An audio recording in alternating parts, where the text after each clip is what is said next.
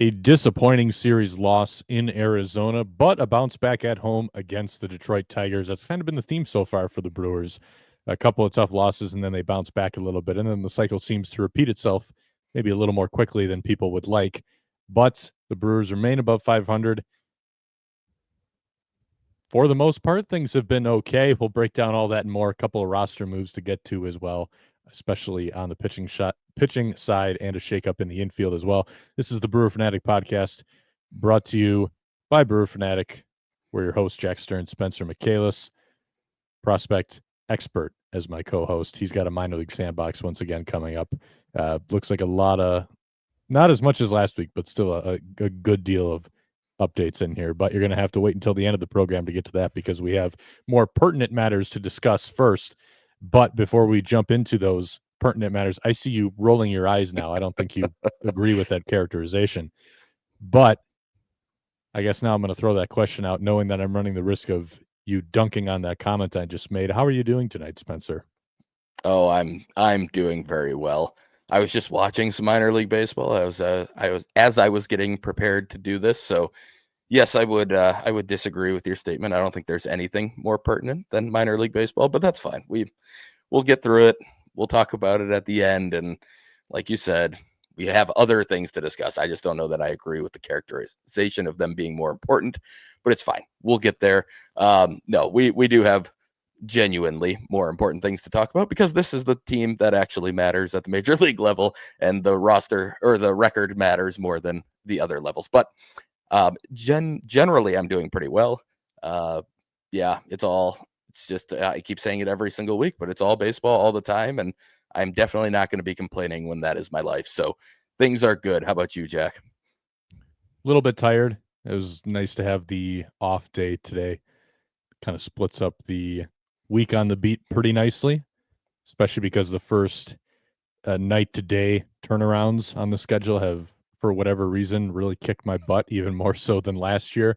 So it's good to get a day off today. But the baseball grind doesn't stop because even today on the off day, some stuff to write, some content to produce here on the show. So I guess we can get right into it without wasting any more time. We'll start with this series in Arizona that got off to a very hot start for Brewers pitching, and then things flipped in the second half of the series. So we'll start with game one. Jose Quintana finally making his Brewers debut after getting stretched out in the minor leagues. He threw 7 shutout right off the bat. Basically, just this is kind of exactly the Jose Quintana outing that the Brewers have been on the opposite side of for so many years. 7 shutout for him, only 4 hits allowed, didn't walk anybody, and only 2 strikeouts. Very, very quick innings for him in this start. I don't have the numbers in front of me, but I know he had several innings that were like right around 10 pitches or under 10 pitches in this start, and that's what allowed him to go as deep as he did. He still finished quite a bit shy of 100 pitches, even getting through those 7 shutout innings before the Brewers turning it over to the bullpen. We'll talk a little bit more about Jose Quintana as well because he would make another start, made his home debut against the Tigers as well within the last week. But I didn't get a chance to necessarily watch this entire game through. We had some college ball stuff going on that day, but I caught like the second half of it or so. We also had to record the show that night too, so that kind of delayed things a little bit as well. Yeah. But from what I saw, nothing spectacular here, just going at right at guys and letting the defense do the work behind him. Yeah, I mean, there was a decent amount of hard contact, but the good news was a lot of it was on the ground, which We'll allows talk about that too, because that yeah. definitely applies to the second start. We got some fun numbers that we can throw around. Yes, yeah, the second start especially, but even in this one, there was some hard contact, but mostly on the ground, and I believe it was 3 double plays, but it was at least 2 double plays turned behind him, which helped him get through some of the traffic that he did have, but it wasn't much. I mean, 4 hits, he did not walk anybody. That again changed a little bit in the second start, but really seemed to be on the attack, like you said, just in the zone, making guys put the ball in play. And yeah, with the Brewers defense, that is often going to be a good strategy as long as you can keep it in the park, which he obviously did as well. So generally, like you said, it was something we have watched Jose Quintana do for a long time. this was the first time we enjoyed it. I know Murph said something along those lines after the game as well, but yeah, pretty much you couldn't really ask for any more out of him in his first start. It went basically as well as you could have expected or hoped. Yeah, I don't think there was a happier man that night than Pat Murphy, who was really, really lobbying Matt Arnold and the front office to sign this guy. He used some interesting language to describe to us in spring training the lengths that he was going to really convince people in the ivory tower and people with the Brewers to add this guy into the fold if he was available. So not surprising either. This is definitely a Pat Murphy veteran kind of guy. Someone who I'm sure if you ask Murph would just kind of talk about how he just finds a way to get things done, even if it maybe doesn't always line up with what some of the more advanced numbers would tell you as far as sustainably good pitching is concerned. I know that was kind of part of the question relating to why the Mets didn't re-sign him, why he kind of lingered on the market a little bit. Again, we'll touch on that when we get to his second start. But a solid debut for him in a Brewers uniform. On the offensive side, William Contreras, Christian Yelich, and Bryce Terang each drove in 2 runs. Kind of right in the thick of a stretch that is still ongoing now for Contreras of really turning things around offensively. A couple guys who've turned it around offensively, a couple who haven't. We'll talk about them as we continue going here. Game 2, again, things looking pretty good for the most part. And then once we got to the tail end of this one, that's where things started to head south for the Brewers in Arizona. Chad Patrick getting the start in this one, 4 1/3 for him. Battled through a lot of traffic. He had guys on base every single inning that he was on the mound, and that's partially why he didn't get a chance to work very deep into this one. Scattered 5 hits, walked a couple guys, 3 strikeouts, but somehow still no runs allowed. Chad Patrick's been interesting so far because, yes, he has been exactly what the Brewers have needed. They just need someone to fill innings and keep runs off the board. That's absolutely helped them. The bottom line results have been a huge boost. And from what I have seen in these first few outings, I had concerns about whether that stuff would play in the big leagues, but just seeing how things go when he really works the cutter and the four-seamer at the top of the zone. Ironically, that's not really what he did in this game. It was the first time William Contreras caught a Chad Patrick start, and all of a sudden, a lot of the four-seamers turned into sinkers. I don't know if that was a game plan thing related to this specific matchup. I don't know if it's a William Contreras thing. We're not really going to dive down that rabbit hole again right now because we've done it far too often. I'm sure people are sick of hearing about that, and there's just more to the game to discuss than that topic alone. But the broader point that I'm trying to make here is those are good things, but there are still a lot of things about the way that he's putting up these zeros that are just not remotely sustainable. I mean, I keep coming back to really just the strikeout to walk ratio. He's giving up too many free passes, not quite getting the swing and miss. I do think some of like the lazy fly balls he's gotten so far, I think there's something to that with the way that those pitches play at the top of the zone when he's really got that combination working. But I'm going to pull up the numbers at Fangraphs really quick. So far, he's got a 1.76 ERA through his first 15 and a third innings, 4.77 FIP, 5.13 expected FIP. Those are obviously quite a bit worse. His skill independent ERA is 5.06. I don't have baseball prospectus up in front of me right now, but I'd be willing to guess that deserved run average probably has him at about that 5 range too. So there are some things that he does need to clean up pretty substantially if he's going to continue to get outs like this. And that was one of the things Pat Murphy actually said after he made a couple of solid starts at home for the Brewers on the previous homestand. He did say like there are some things that he needs to get better at, but you certainly take the results that you've gotten so far. And to go back to the strikeout to walk ratio, right now he's sitting on just under 1.5 strikeouts per every walk, which is not good. So if he continues to throw the ball exactly the way that he has these first few times out, he's not going to keep having this kind of success. But that's not to say he won't start throwing the baseball better. Just kind of something to note here with what we've seen from him so far, because every time this happens, I understand why it happens, but the narratives immediately start popping up. I try to just look at process stuff as someone who gets paid to analyze these baseball games, whether that's good, bad, I don't care. I just try to stick to looking to the same process-based things, so that's what I'm doing here.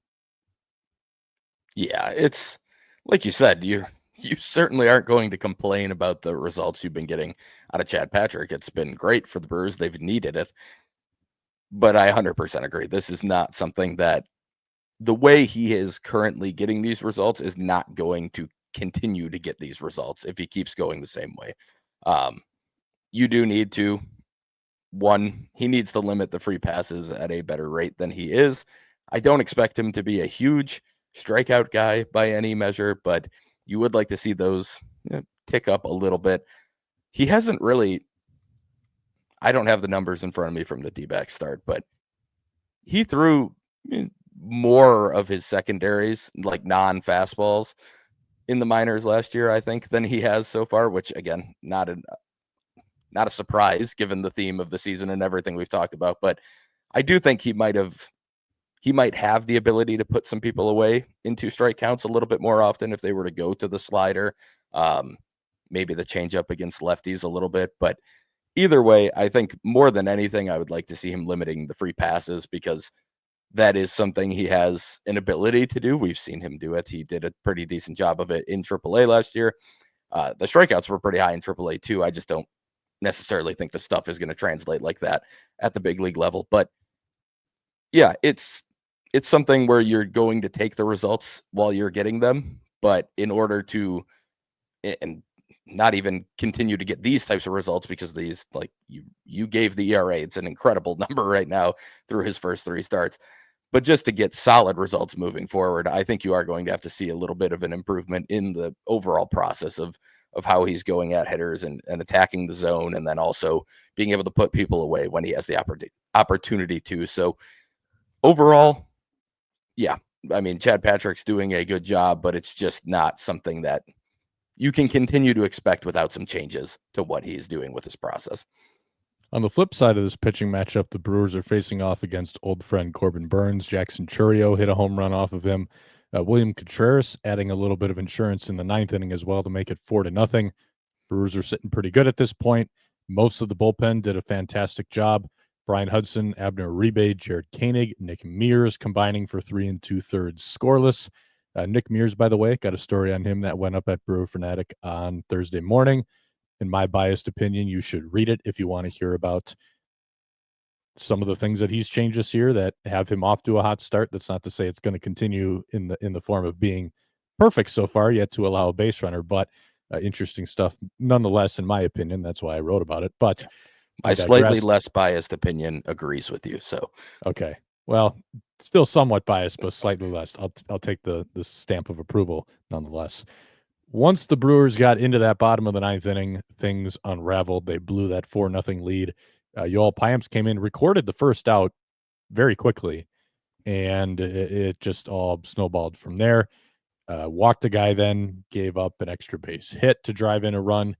And at that point, it was Trevor McGill time. So these are always interesting situations to me. So Trevor McGill was getting hot, and then Contreras added the insurance run. Then McGill came in the moment Payamps gave up that run to bring it back into save situation territory. There's some stuff going on with Trevor McGill's knee that may or may not have played a part in this decision, but for me, he got hot either way. I don't think this is like an egregious mismanagement by Pat Murphy or anything, and we have been hard on how he's used the bullpen in the past, but this doesn't bother me a ton. This is just my 2 cents. I'm of the belief that if the leash for the guy going in front of McGill is that short, and since McGill was getting hot anyway, just give him that clean inning. That's how I like to handle these kinds of things. I think that if the leash is going to be that short for the guy in front of him, just don't even screw around with that. Just go straight to that guy. But I'm also not really saying that impacted the course of events here. Like Trevor McGill needs to be able to come into the game no matter what and at least look somewhat sharp. And for as good as he's been, he looked absolutely terrible when he got into this game, and I'm sure he'd agree with that characterization. McGill came in, only recorded 1 out. He walked 3 guys. One of them was intentional, though.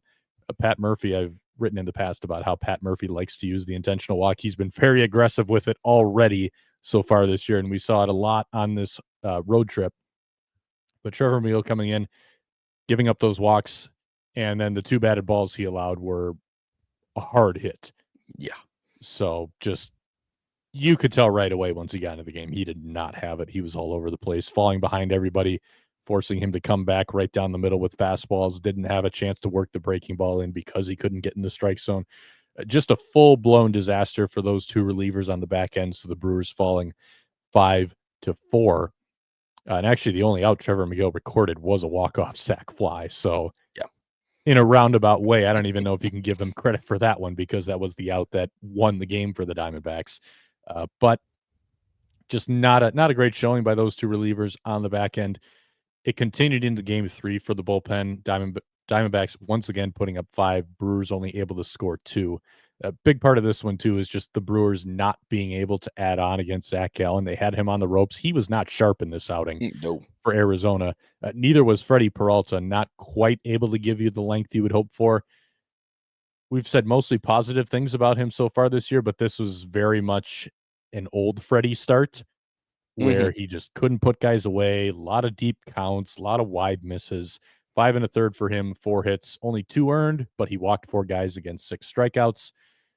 Not a bad outing by any stretch of the imagination. And again, I'm not going to get hot and bothered if these outings are still mixed in once in a while.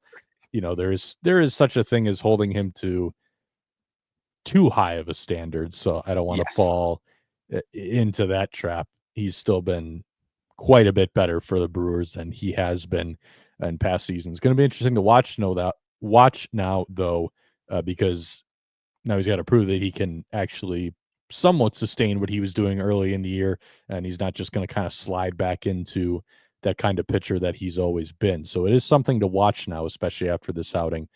But really just not being able to get anything going against Zach Gallen, that's what did the Brewers in this one. Just felt like they were kind of behind the 8 ball the entire time. It never really felt like they had control of this game. It was William Contreras hitting a 2-run homer in the first inning, excuse me. Then traffic against Gallen, not making anything happen. And you could just kind of see, I think, the way that the game was going to head from there. Yeah, it did not feel like the night before where it felt like the Brewers pretty much had control of the game and then it just completely slipped from their grasp. This one felt like the Diamondbacks were pretty much right on their heels, even when it was 2-0 and then 2-1, and then obviously tied when Freddie left the game and the bullpen couldn't really get the job done. But yeah, this one, it didn't feel like the Brewers were winning even when they were winning. It was a lot different feeling than the night before. And yeah, they had a lot of opportunities. And like you said, Gallen so far this year has not looked very good overall. His velo's down. The stuff is slipping a little bit. I'm not a big fantasy baseball guy, but I know a lot of fantasy players are freaking out about Zach Gallen at the moment. And I see a bunch of people trying to buy low on him or sell now before he completely tanks. And watching him, it just did not look like the guy I've been used to watching for like the last 5 years, where he usually looks pretty dominant, and he did not look that way. The Brewers just could not take advantage of it. Yeah, like you said, base runners kind of threw out and just couldn't really push anything else across. And we can probably talk about it after the end of the Tigers series, but it has been very like all or nothing for the Brewers this year. And even, the 2 runs in the first inning, but just could not scratch anything else across. And that's kind of been the theme. You either see a big day or very little from the offense, it seems like. So, yeah, it was a weird game just all around, watching Gallen not look that good, watching the Brewers not really able to take advantage, but it did not feel like the Brewers ever had control of the game for sure. No. And the bad times, unfortunately, continuing into game 1 of the Tigers series when the Brewers came back home. This is kind of one of those funny moments, though, where game 1, the score was not good, but I actually came out of this game feeling like the Brewers had taken a step forward in an important area. We'll talk about that in a couple minutes. First, we'll look at Tyler Alexander, who got the start in this one. 4 innings for him, allowed 8 runs, but only 4 were earned. he made an error. Joey Ortiz made a pretty big error that Mm-hmm. would have been a double play to get the Brewers to 2 outs and nobody on. Instead, they had nobody out and 2 on. Just not good defense from the Brewers in this game.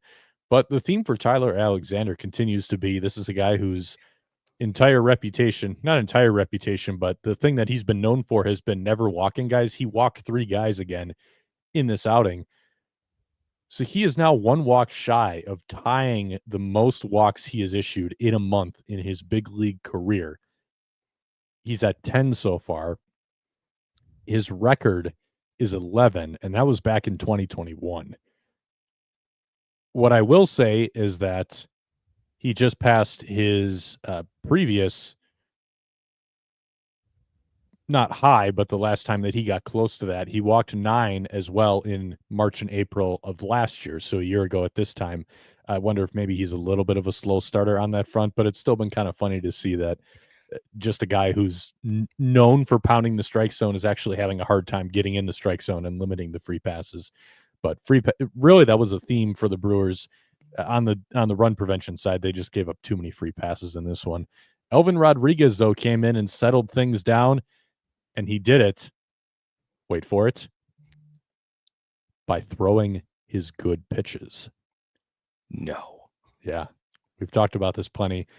Just strange the way that he was going at guys in those first 2 starts. The stuff that he said about not being really comfortable with it. And then he comes back out in this one. So he actually pitched in Colorado as well, coming out of the bullpen, and didn't throw the cutter. Still quite a few fastballs, but mixed some breaking stuff in. That was only a couple batters that he faced, though, so can't really read into that.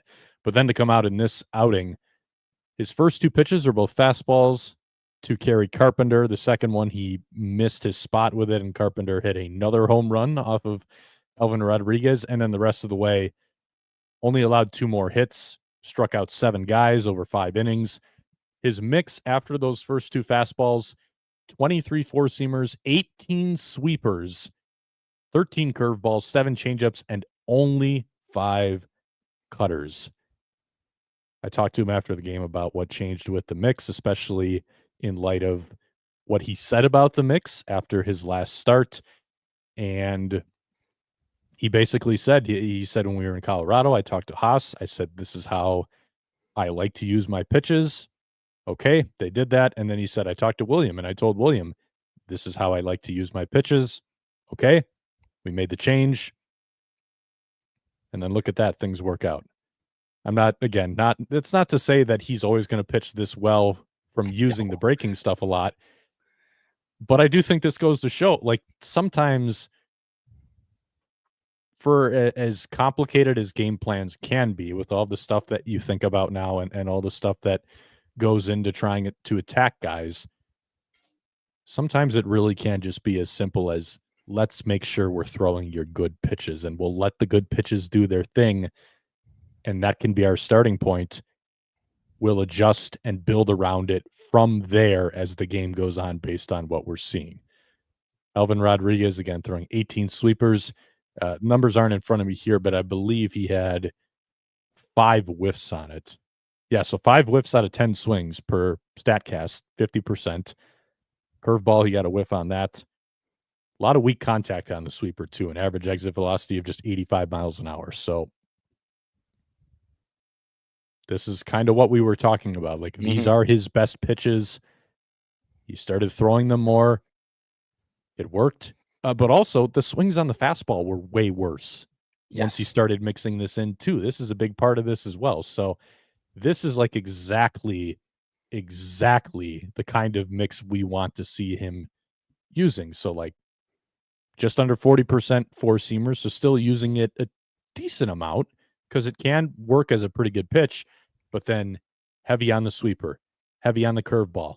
You mix in a cutter for a different look. It has a role in the arsenal, but you don't need to be throwing that a ton. To throw 5 cutters, that's like out of, just under 70 pitches. Like that's kind of what we're looking for as far as just you mix it in to show it, but it's not a good pitch, so you don't overexpose it. You use it very strategically, but you let the breaking balls do their thing.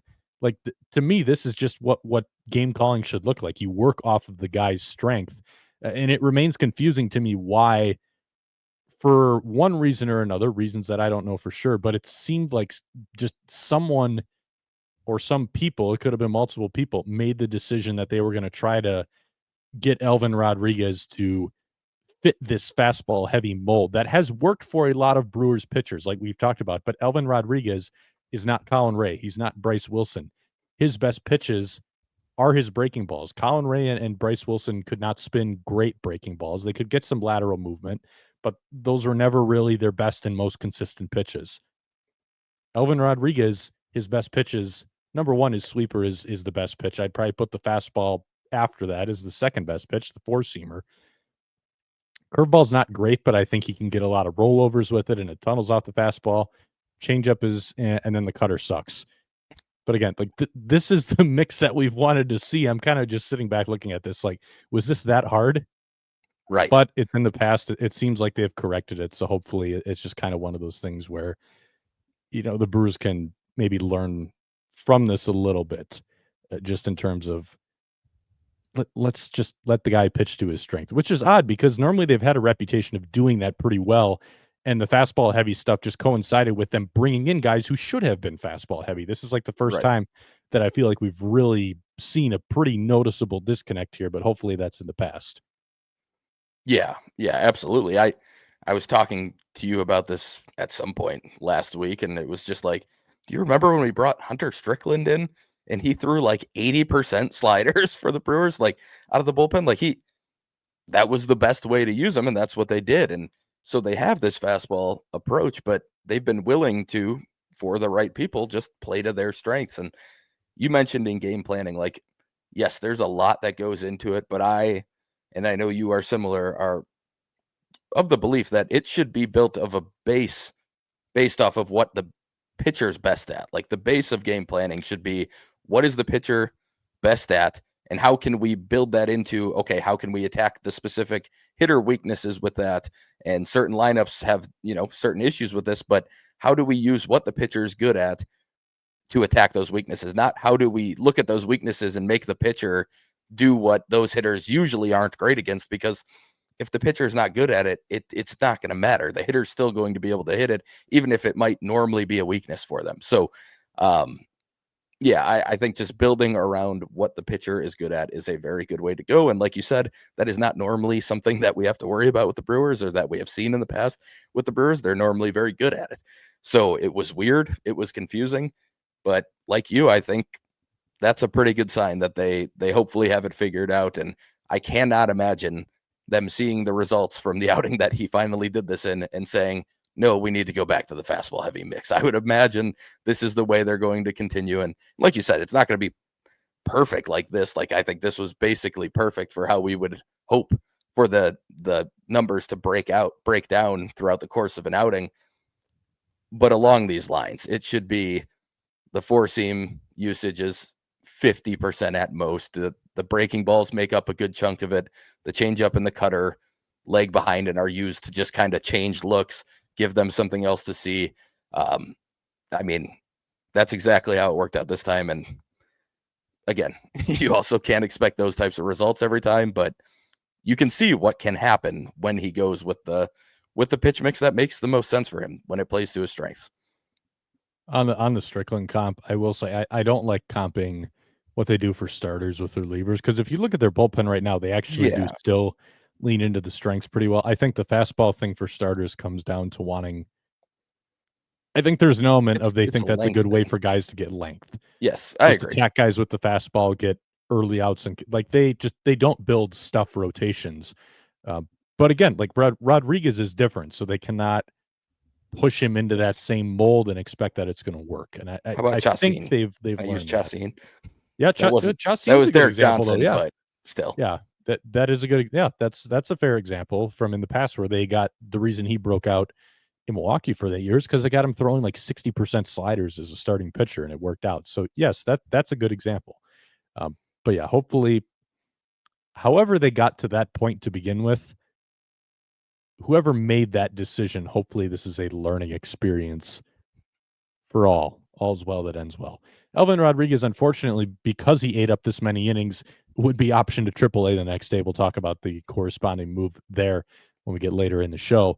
But for now, we'll move on to game 2, and we'll talk about Quinn Priester, who led the Brewers to a 5-0 bounce back victory. He went 5 innings, allowing only 1 hit, and that 1 hit was the last batter he faced, so he took a no-hitter into the 6th. Kind of like we talked about on the Chad Patrick front, 3 walks to 4 strikeouts, which is not great. But again, the bottom line numbers for Quinn Priester in his first 2 starts looking pretty solid. I don't know. I'm still not a huge Quinn Priester believer, but we'll see if this keeps happening. I guess that's kind of where I'm at right now. I don't know if I've really seen anything that that moves the needle for how I think he's going to fare. I will say, kind of like we touched on with the Colorado start, like you can see the physical build and the athleticism that scouts liked. I will absolutely acknowledge that. Like you can see that. Yeah. And I will add on that. I just from like a mental standpoint, listening to him, he did some in-game interviews over the course of the series and hearing him talk a little bit post game. He definitely seems to have a good head on his shoulders, and he seems to be very open to learning, and he wants to do whatever, he already said, Hook's already been making some adjustments with me and stuff. And like, he seems very open to that. He seems very quick to learn it. It sounds like he's already been able to kind of implement them in the middle of starts, which is an impressive thing to be able to do. That's not easy. When you first come over, you're making major league starts and you're making adjustments to your mechanics and stuff like that on the fly.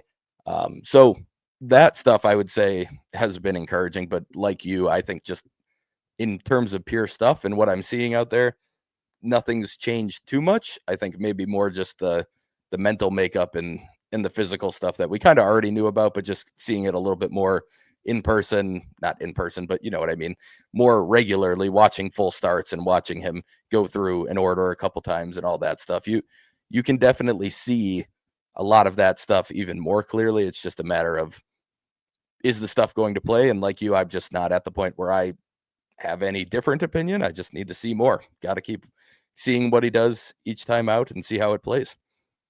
Jared Canning, Abner Uribe, Nick Mears, and Grant Anderson combining for 4 perfect innings of relief in this one behind Quinn Priester. So good work from the bullpen there. It's been very all or nothing for this Brewers pitching staff so far. If you look at the breakdown of wins and losses, so they're allowing 1 run per win right now.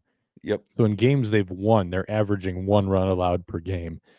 And then in games they lose, it's off the charts right now. I don't have the number in front of me, but it's a kind of crazy split so far.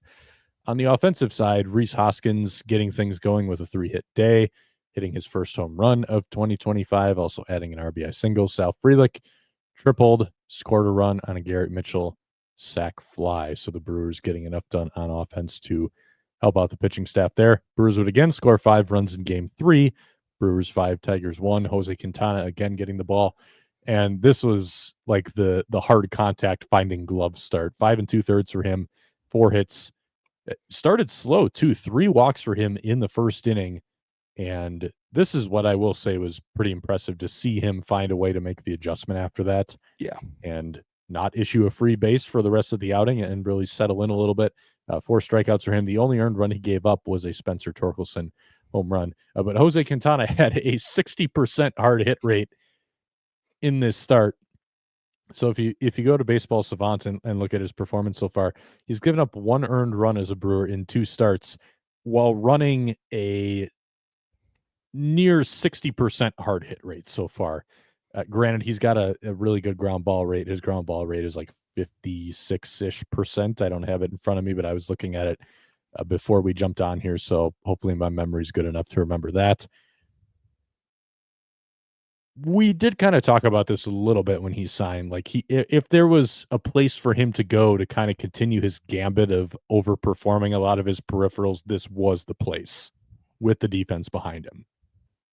Yeah, that was why it was always a good fit, is that he would have very good defense behind him. like you said, there were 3 walks in the first inning, but generally he's not going to be someone who walks a ton of hitters. So getting the ball in play, letting the defense play behind him, it in theory should work out pretty well, especially if he can keep it on the ground like he has so far. But yeah, it's this was a very interesting start to follow along with. I was watching kind of, I was at work, so I was sort of watching, but yeah, the 3 walks in the first inning, he made a great defensive play to turn 2 in that first inning. Brewers pitchers have had some nice defensive plays recently. Obviously, Anderson had the error the other day, but they have made some pretty nice plays. But either way, that was I watching that play happen. It was a little chopper out in front of home. When he fielded it and threw to second, I was like, oh, nice. They're going to get an out at second. Like, I was thinking he'd just have to go to first with it. And then it got turned into a double play. And I honestly couldn't believe they got 2 outs on it. But just a really nice play. And it kind of saved him in that inning while he couldn't really find the control for the whole inning. Even the other out he recorded, I think he got into a 3-2 count. He had quite a few 3-2 counts on the day as a whole. But like you said, no more walks after the first inning. So did a really, really good job of just locking it in and battling through it. And that's kind of the thing. And I'm sure one of the things Murph loved about him, but with veteran pitchers, like they can just find a way and get through it and keep your team in a game. And we talked about that a lot with Colin Ray last year and just his ability to basically until August and September when it started blowing up a little bit. But for the most part, he would leave a game, and the Brewers were pretty much never worse than like 2 or 3 runs down, which is within striking distance. And that was like his worst outings. So his ability to do that was always helpful. It seems like that's something that Quintana might be able to do as well. Just even when he doesn't necessarily have his best stuff or his best command, just battle through it, find a way, keep your team in the game. Obviously, this time he did a fantastic job limiting it to only 1 run, but there's going to be days where he might give up 3 or 4, but a younger pitcher or somebody who maybe just doesn't have that ability might have ended up giving up 6, and then it's not really a competitive game. So that is a very valuable trait to have. And yeah, I mean, this again went about as well as you could have expected given the struggles he was having with some of the command and everything, but just a really like veteran type of outing that the Brewers are going to need people to be able to give them that throughout the course of the season. We talked about how Freddie needs to be more along the lines of a true ace this year, probably, but they're going to need people to be able to just fight, give them good innings throughout the rest of the rotation. And I think so far what we're seeing from Quintana is that he's definitely got the makings to be able to do that. One of the things Pat Murphy mentioned post-game after this start is just the kind of model that it sets for some of the other guys on this pitching staff. Mm-hmm. If you just sit on the dugout rail and kind of watch Quintana's body language, you watch the way that he responds to certain things, like in the start, to struggle with the release point early on and then to find it and battle through it a little bit, not get disengaged from the rest of the game to still make a good defensive play as he was having these struggles on the mound early.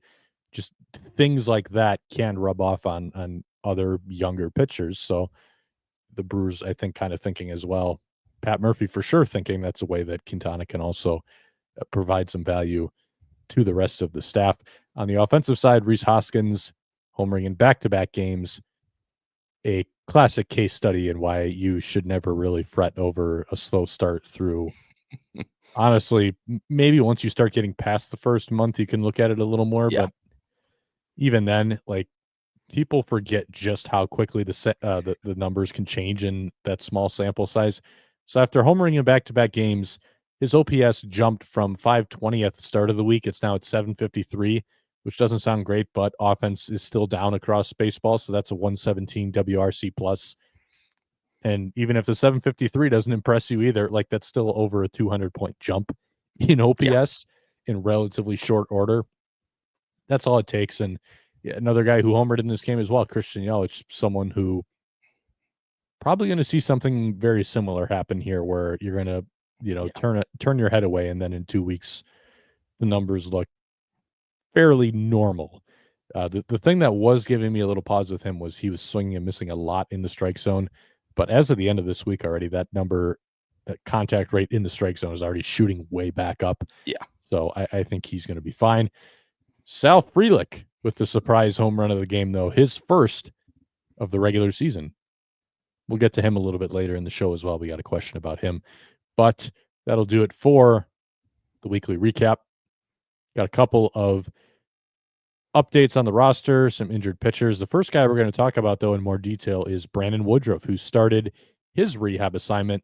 He made his first rehab start in AAA Nashville earlier in the week. He went 3 2/3, which is kind of right around where they thought he was going to be. He was supposed to work into the fourth and be kind of in that 65 pitch range. That's what he was able to give them. 3 2/3. 4 hits, a couple walks, 5 strikeouts, 2 earned runs. Spencer, I believe you were watching this outing and you said that even the hits that he did give up, it's not like the ball was getting squared up or anything like that. Yeah, the 2 hits that ended up scoring runs were both just bloop singles. So he had a little bit of traffic, but not much was being hit very hard. That's also just not what we care about the most anyway. No. I know you got a note in the velo here that he topped out at 95.1, but the thing that we've been talking about that was going to be the thing to watch once he started his rehab assignment was the pitch shapes. And the good news on that front is the pitch shapes actually look good, like very good, right where you'd want them to be pretty much. So he talked about, if you're following on video, we've got the break plot up on the screen right now from this rehab start, so you can kind of see what we're talking about. But I talked to him in spring training about just the cut on the four-seamer that he was fighting. We didn't really see too much of that in this start. If you're looking at the plot, you can see maybe there's like 3 here that might have had some perceived cut, but other than that, it was still the straight four-seamer that doesn't have a lot of run, but it's got some backspin carry to it. The four-seamers that he threw in this start averaging almost 19 inches of carry, induced vertical break, which again, right where he's always been with that four-seamer, the four-seamer that's gotten a lot of swings under it at the top of the strike zone. The sinker shape, the two-seamer, kind of right where it's always been as well. Work some change-ups in. The pitches that he's been adding to the arsenal, there's a couple cutters mixed in here. That sweeper that he was working on as well, that looks like a good pitch too. He's like positive vert on that, so a little bit of sweepy carry, and then averaged almost 14 inches of glove side break on that pitch, so that looks good. The cutter's not blending with anything. The cutter looks like its own pitch. Curveball shape is fine. There's still a shorter slider in here as well. Like, the velocity obviously is not fully back. He was averaging about 92, 93 for a lot of the start, which is where he's largely been and probably where I'd expect him to sit as an actual starting pitcher now. But if he's commanding this arsenal will get outs against big league hitters. And I'm saying this as someone who has been trying to take the more measured approach for the most part. Again, he just at every turn so far looking better than we've expected on just about every single front. But there's this arsenal is now even, I'm not going to say more dominant, but it's more complete and more balanced than it was pre-surgery. So credit to him for finding ways to add some of these shapes to his arsenal, because now he's in a spot where, I mean, he threw 7 different kinds of pitches here in this rehab start. So if he comes back and if he's sitting 92 with decent command and he's throwing 7 pitches, that is going to get outs at the big league level. I think in terms of my expectation for workload, I think the 100 innings is still a pretty good benchmark. But I'm seeing an increasing road here to, not the ERA a little over 4, but like an ERA possibly in the mid 3s with this kind of stuff. Yeah. It's like you said, I think we spent the vast majority of the offseason trying to make sure we kept expectations in check, and I still want to continue to do that. I think we still have more to see. We still have to see if he can actually continue to actually hold up as a starter with that type of workload as he continues to build up. But it's pretty hard not to be excited seeing this type of stuff. And like you said, these are 7 legitimately different pitches with different shapes, different velocity bands on the majority of them. That's a tough tough repertoire for a hitter to hit. If you can throw these, and like you said, and if he can command them with pretty decent ability, like that fastball is still going to play even at 92, 93, because it's got the carry on it. It's always been a pitch that just gets on hitters, even when he would get down. Like there were starts where we saw Woodruff kind of sit 93, 94 at times. Now, he would also have starts where he would sit decent amount higher than that, and then he would be really dominant most of the time. But we've seen him do this before and get good results. And yeah, I mean, adding these pitches, adding the cutter, the sweeper, like you said, looks like a legitimately good pitch. Yeah, it was very exciting to see it all kind of play out as we were. I know we were leaving were we leaving a practice or a game? I don't know what we were, but we were both talking and we were like, all right, let's take a quick look at where the pitch shapes are. And we are like, oh my God, like they're actually pretty much exactly where they used to be. And yeah, I just can't, I shouldn't be that surprised, because again, the one thing we kept coming back to with Woodruff is that he is a guy who's just going to find a way. We kind of felt like, even if the stuff's never there where it used to be, like he'd probably find a way at some point. But man, I'm extremely impressed, and yeah, it makes me very happy to see it. I'm sure he's feeling pretty good about how it went. I mean, all the news we've had so far is good on bouncing back and everything else. He's making his next rehab start the day this is coming out, Friday, April 18th, and that will be in High A, Wisconsin. So if you're listening to this in the morning, I believe he is starting. It's a doubleheader, and he is starting game 1 of the doubleheader early. So quick little trip out to Appleton. If you hear this early on in the morning, go watch Woodruff for yourself. But no, it's just all really, really cool to see. And yeah, I agree with you. This is the type of pitch mix that can get hitters out, even if the velo is in that 92, 93 range for the most part. One thing that jumps out to me here, the arm slot is up just a little bit. So he's normally been, I think, in like the mid 40-degree kind of range. So his arm angle relative to his body. He was at 52 degrees in this start, so it went up a little bit. He's like slightly more over the top even than he already was. That one's interesting to me because there could be a couple different explanations for that. Is it they think that this is just something mechanically that'll keep him healthier? Is it better for his body to move this way? Is it a situation where, so usually if you're trying to get a little more vert and more backspin on your fastball, raising your arm slot is going to help you do that. And then flip side, lowering your arm slot is how you're going to get more like side spin and run and fade and these kind of things. Did they feel like they needed to bump this up a little bit to keep the vert on the fastball where it was at? I'm not sure. There's a couple different explanations for that. Could be a combination of some things. But this is the interesting one now that I'm looking at. Why is that arm slot up a little bit, and kind of how does that affect things? But I don't think it would have a super meaningful change in how the stuff looks to hitters. But I am kind of curious as to why they've bumped that up a little bit. So maybe that's something I can try to ask some people about. We'll see. Yeah, no, I mean, you had mentioned that to me, and I totally forgot you mentioned that it was up.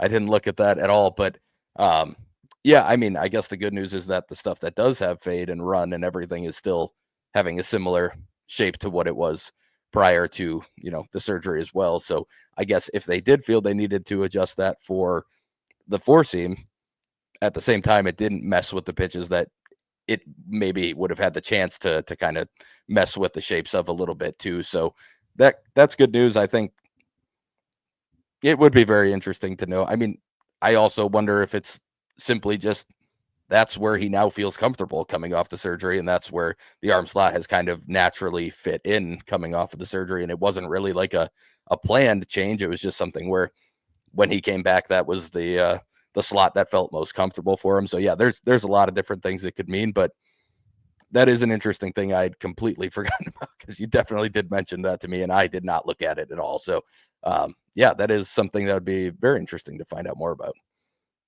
We'll hit on a couple more injury updates really quick here. Another rehabbing starter, Tobias Myers, scheduled to again in that 65, 70 pitch range for his third rehab start, AAA Nashville. That's going to be on Friday as well. And Pat Murphy saying earlier in the week that they're thinking he might be able to rejoin the MLB rotation next week in San Francisco. So we could be seeing Tobias Myers make his season debut very soon. Connor Thomas got an anti-inflammatory injection in that bulky left elbow earlier in the week, a couple days ago. Mr. Cortez got a PRP injection after his last start, the one where he was reporting some more soreness than normal. Right now, the last update was it's expected to be at least one more week for him before he starts throwing again. Aaron Ashby threw a bullpen this week. Next step for him is going to be facing live hitters.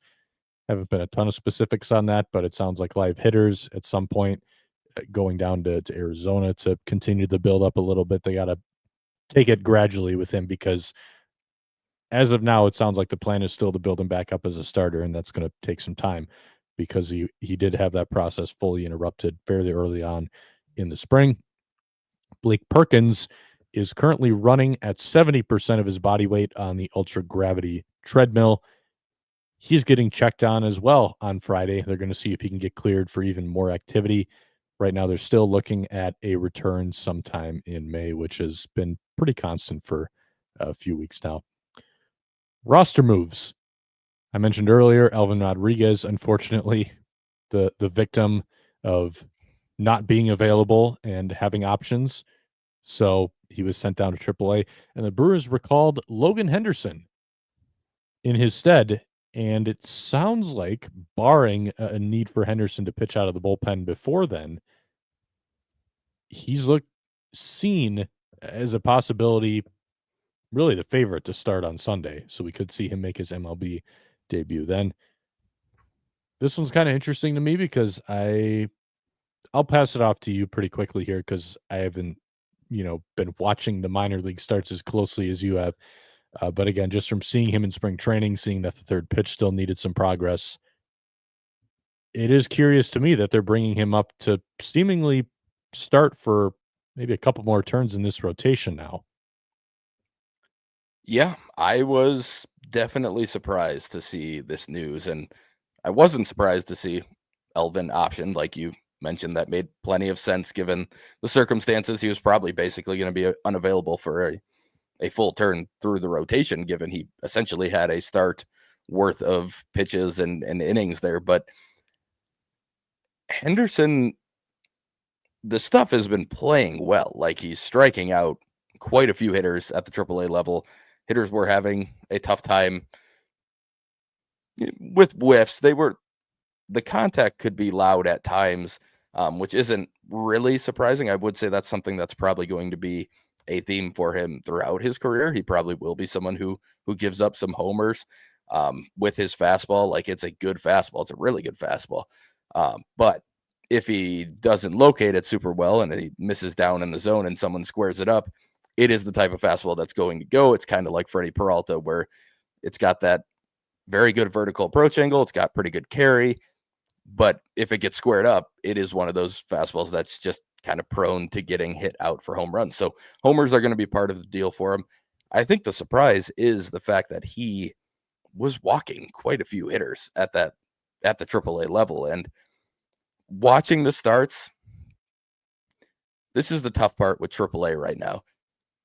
Everyone, pitchers and hitters included, are pretty much acknowledging that the zone is smaller in AAA than it is at the big league level. Like, when you get up to MLB, it feels like you're playing with a bigger zone, and that's because there's no ABS and there's no challenge system. Most players seem to think that even though it's not full-blown ABS, the umpires have kind of trended towards a smaller zone with the challenge system. Part of that is because the zone is technically smaller, given how they're doing the measurements and everything for that. I don't think Logan Henderson has been missing by a ton.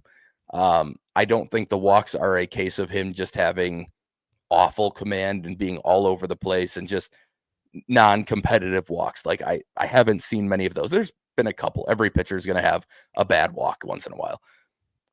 I haven't seen that, but it does still, even with all of that said, surprise me that they're calling him up with the walk numbers that he does have. And at the same time, I think the biggest thing is still that the cutter and slider are still showing flashes, but I haven't seen him really have that consistency with either of them that I think myself and pretty much everyone who's talked about him has kind of expected that to be the step he needed to take before he would come up. So I don't know, maybe internally they like what they've seen more than what we've been able to see, just from some of the public data and everything else. Maybe they're seeing a little bit more improvement in that than I've noticed, but it is surprising. And I'm a huge Logan Henderson fan. I've been all over him since he was in low A. Like I love the pick in the draft. Like I really like Logan Henderson. My personal opinion was that he wasn't really ready. So I am surprised to see him up. I thought we'd see him this year, to be clear. I thought we'd see him probably in even a month or two, but it was just surprising, the timing of it, to see him come up. And I think he's got the stuff to get it done. And even just with the fastball changeup, you can almost envision like the Marco Estrada type of path for him, who was very heavy on a pretty high carry fastball and then a changeup that went with it. But he did develop a pretty decent slider as well as his career progressed, and that was when he had his best season with the Blue Jays. It'll be interesting. I'm very interested to see how it's going to play at the big league level. I think he's capable of getting outs.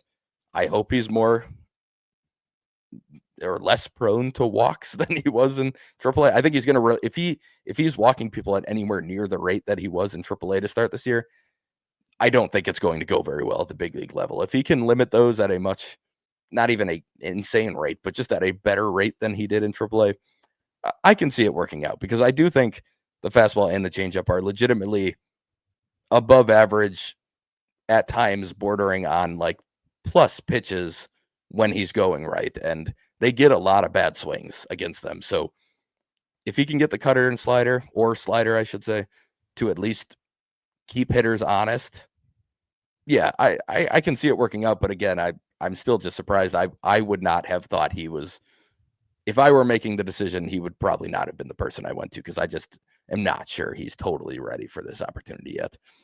It seems like for whatever reason they think that he profiles better in the rotation right now than Alexander does, because that Murphy said that was the move they're hoping to make. They're hoping they can push Alexander back into the bullpen because they think that's just where he fits better. Not as a knock on what he did in his first couple starts. He actually filled in very nicely, even with the walks. But it seems like for whatever reason they think Logan Henderson is going to give them more in that rotation right now than Alexander does, or the combination of having Henderson in the rotation and Alexander in the bullpen is going to be the one that gives them the most value right now, is while that rotation spot is open and while that pitching staff is in the situation it's in right now. Again, kind of hard for me to come to that conclusion myself, because I do think he needs the third pitch. But obviously there's something that they're looking at that's telling them that this is the best way to line it up right now. So we'll see how it plays out.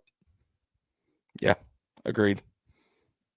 The news that broke on Thursday, roster-wise, was a shakeup at third base that I think I was starting to get a feeling this was coming pretty soon, and it's here. Oliver Dunn's been optioned to AAA, and then Adam McCalvy reporting that Caleb Durbin is on his way to Milwaukee to make his MLB debut over the weekend against the Athletics. Oliver Dunn has been very, very, very bad to start the year. We've talked plenty about Oliver Dunn and about how we think the ceiling's really high, but the floor is really low. All of that still rings true, and we've seen the very low floor yet again. Yeah. Oh, yeah. Really, the reason why I had a feeling that he was nearing the end of his leash just based on what he was doing in the big league so far. And when we talk about small sample sizes early in the season for a guy like this, seemingly losing his opportunity now, 20 games into the year, it's not really the results yet, or the slash line. Certainly doesn't help that he's got like a 20 weighted runs created plus. The Brewers somehow don't rank last in third base production because Alec Bohm has just been awful to start the year. But the Brewers have an 18 WRC plus as of this recording from their third baseman, so Dunn and Vinny Capra. That's the second worst in baseball. That's very, very bad.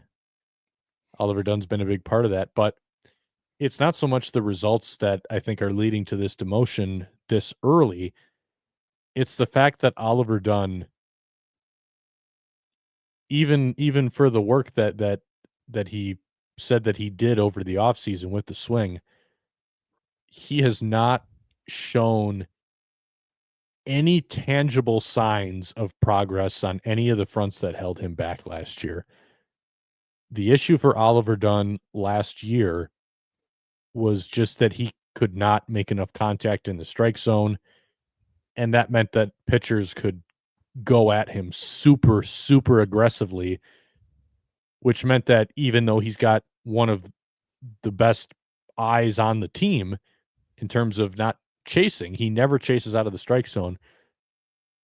If pitchers are throwing you that many pitches in the strike zone, you're not going to be able to draw walks, and that's been the same issue this year.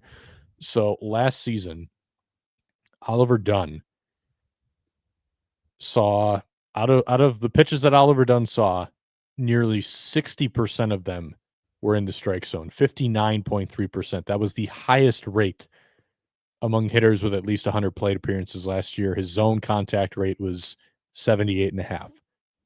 This year, in zone rate 57.8. So it's basically the same. Like, there has been no material change there. His zone contact rate has gone down. It's 73% so far this year. And it sucks because I do still like the ceiling a lot. I like the skill set. There's still some pretty massive potential here. I think that's why the Brewers gave him another shot. But you can't just come back up here and like, literally no progress. Not even like, well, it's still an issue, but it's not where it needs to be. Like, no progress. Nothing has changed. Really, it just comes down to pitchers do not fear this guy whatsoever.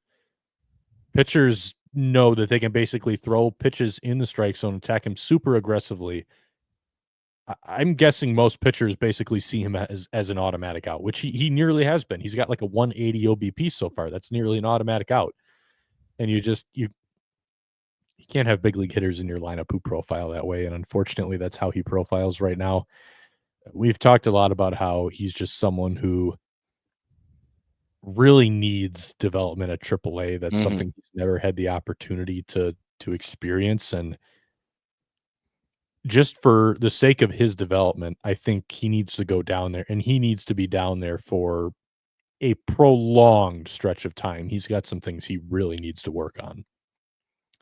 Yes. First, I definitely agree. I think this needs to be an extended stay in AAA. This should be a pretty long time there, and whatever he needs to do to get to the point where he can make consistent contact on pitches in the zone, he needs to do. And I cannot help but wonder if, despite everything they talked about in the offseason, which basically was that he needs to, some of it was basically just making a little bit quicker decisions. Like, he's seeing the ball so deep because he's doing such a good job, discerning balls and strikes, but he's not able to go get the pitch when it is in the zone. To me, that still kind of seems like what it is. And I almost wonder if he would benefit from going to AAA and taking a little bit of like the Jackson Chourio approach right now, where it's like, my first instinct is to just go after pitches like constantly and just go. And, I think Chourio's going to fall into some, it's not going to work great for him the way he's been doing things right now if he continues to do it forever. But I think Chourio made just a quick adjustment to how pitchers were attacking him early in the season. But I wonder if he wouldn't benefit from doing something like that, where he just goes up there and his instinct is like, I'm going to attack and I'm going to swing, and I'm not going to think about like, oh, this is on the edge. I'm just going to go after it. That's maybe the first thing I would try and see if you can't, make the big time over adjustment, almost completely flip it on its heels.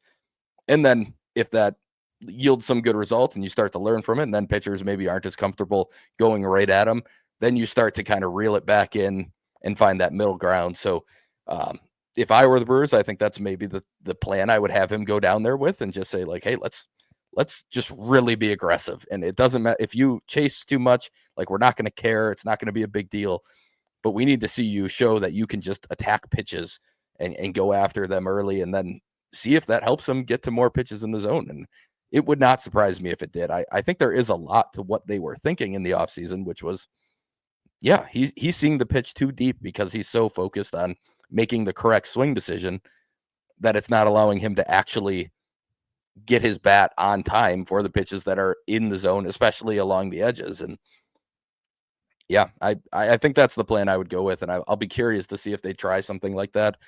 I do think maybe a little bit more over the top than what you would normally think for trying things like this, but I don't know. I kind of think that might be what he needs. So I'll be very interested to see what the approach is. I'm hoping we just see an increase in swing rate when he gets down to AAA. I really do think that would help a lot.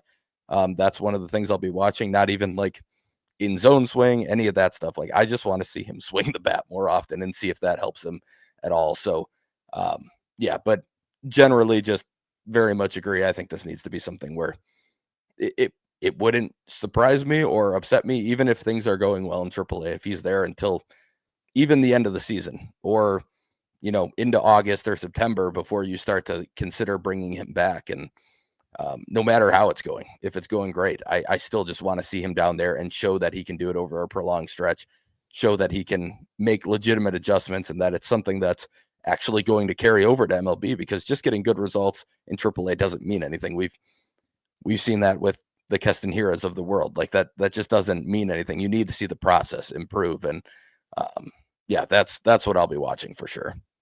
Yeah, this shouldn't be a get him back on track demotion. This is he needs to develop Yes. demotion, because again, as much as I like the ceiling here, as much as I like the tools, he's not remotely close to hitting big league pitching. He's just not close. So they like you talked about, there's some process-based stuff that I think they really need to have a long-term roadmap for, and a long-term vision. And if he comes back this year, great. But yeah, you're talking, I think he needs to spend most of the season down there and just figure something out, then build some good habits off of it. Get him to a point where the process can actually work against big league pitching, because it very clearly does not right now. In his current form, he can't hit. I mean, that's what it is. It's very simple. You can boil it back to that. He can't hit. Pitchers are attacking him relentlessly in the strike zone because they know he's not going to do anything with it.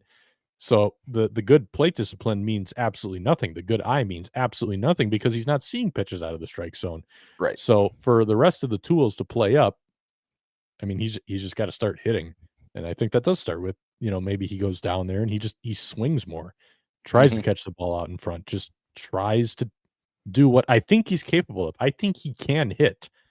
Yeah. They got to find a way to get it to the point where everything is lined up, the approach is lined up, swing path is lined up, like everything just needs to be calibrated so that it will actually hit big league pitching. I think he's got it in him, but he very clearly needs a lot of development.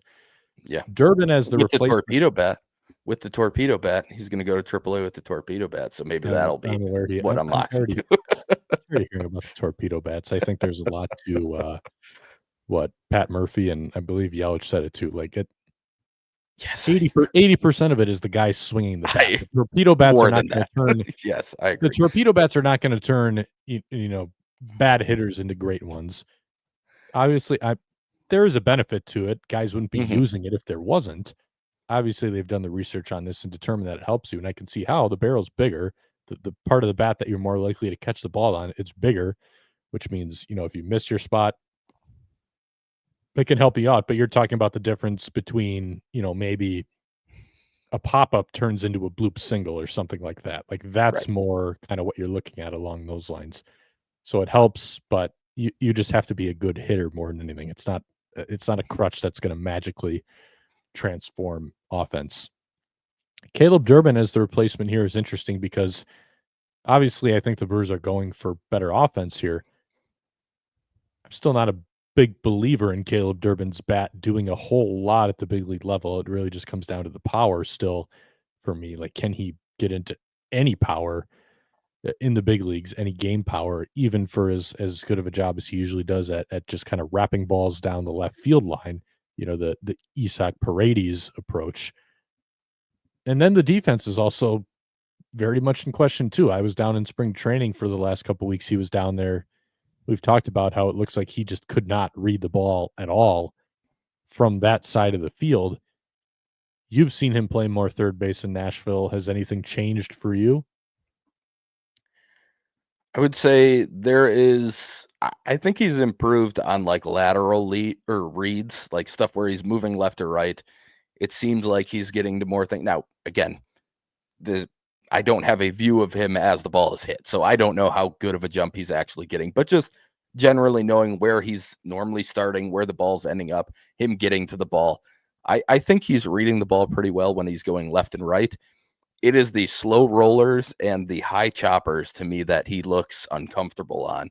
And to an extent, I do understand that. That was the thing that I probably struggled with the most moving to third from being in the middle most of my career was just it is a different read, and I don't really know how to explain that exactly, but it just when you're at shortstop or second base, like you have this view of it right off the bat where you can kind of tell. At third base, it almost knocks you on your heels a little bit the moment it goes up in the air on a high chopper, because it almost just looks like it's going to go over your head, where that's never going to be the case at a middle infield spot. So to an extent, I get it, but he's just not doing a very good job of attacking those and then being able to make those throws. When he does field it cleanly, the throws have been fine when he's coming in on the ball. But there was one the other day where it was basically a routine two hopper that I think any experienced third baseman would have just backed up probably half a step or a step and fielded it on like the longer hop. And he just kind of caught himself right in between and botched it. And it was an error, and it was just a play that absolutely needs to be made at the big league level. So I think that was only like a week ago. My guess is that there hasn't been a huge, huge step in the right direction on those in that time. But like you said, I think the Brewers are going for the offense here. And while I agree, I'm not sure the offense is going to be great. I'd also be surprised if it's not better than what they've had so far. That would be a bit of a shock to me if he's not better than what Capra and Dunn have been providing so far. So I think he gives you at least a more stable at bat, a guy that you do know is probably going to get the ball and play a decent amount. He's got the speed. If he gets on base, he can steal bases, do all that type of stuff. It'll be interesting to see the defense, though. I especially on like the weird in between plays. I think that's the stuff he's going to struggle with the most. And frankly, though, I will add, a couple of years ago, the Brewers had Monasterio play a ton of third base. He's not a very good defender at the big league level. I would put him in a similar category, if not. Watching Monasterio, he's been playing a lot of shortstop in Nashville. Ooh, it is. Durbin's looked better than him. So I guess I'd at least give him that. But yeah, I don't expect it to look great. I think there's going to be some mistakes. Dunn's had, a couple errors. Capra's actually had some misplays. I don't know if he got marked errors, but like a couple balls hit down the line that I remember Capra had go under his glove where it's like, dude, you got to at least knock that down. That can't be a double. Like, it's probably not an error, but that ball needs to stay on the infield. So in general, nothing about third base has been all that great so far. So I guess to that extent, I do get it. I think there's a pretty good chance it holds up similarly to what the defense they've gotten so far has been. And then I'd be pretty surprised if the bat is even all that close to as bad as it's been so far for Capra and Dunn. So we'll see. Don't think he's going to light the world on fire, but I do think he probably improves things for now. Lucas is on a run right now of asking questions a day or two before the podcast. And then in the meantime, some news breaks on that front that he was asking about. So he asked a couple of days ago, how long of a leash do Dunn and Capra get at third base as a platoon before the Brewers make a move? Well, Ollie Dunn's leash is up. So there you have it. Capra sticking around for a little bit for now, but I would imagine probably starting to get a little bit towards the end of the rope there. I think some of that also comes down to how much of an upgrade do they think it would be to promote Monasterio? And do they think that's worth losing an infielder on the 40 man? I'm not sure. That's why I could see him having a little bit longer, Hmm. especially if he's just the bench guy. But Dunn's leash is up now, I think, for a good reason, like we just talked about. His second question was, when they make a move at third base, what options do they have? Obviously, we have Caleb Durbin, but I've I've just kind of got this feeling that the guy who is going to end up playing a lot of innings at third base for the Brewers this year is not in the organization right now. I agree. I think I really think what's gonna happen here, and I was actually talking with someone about this. We were talking about who's gonna play the most third base for the Brewers when it's all said and done.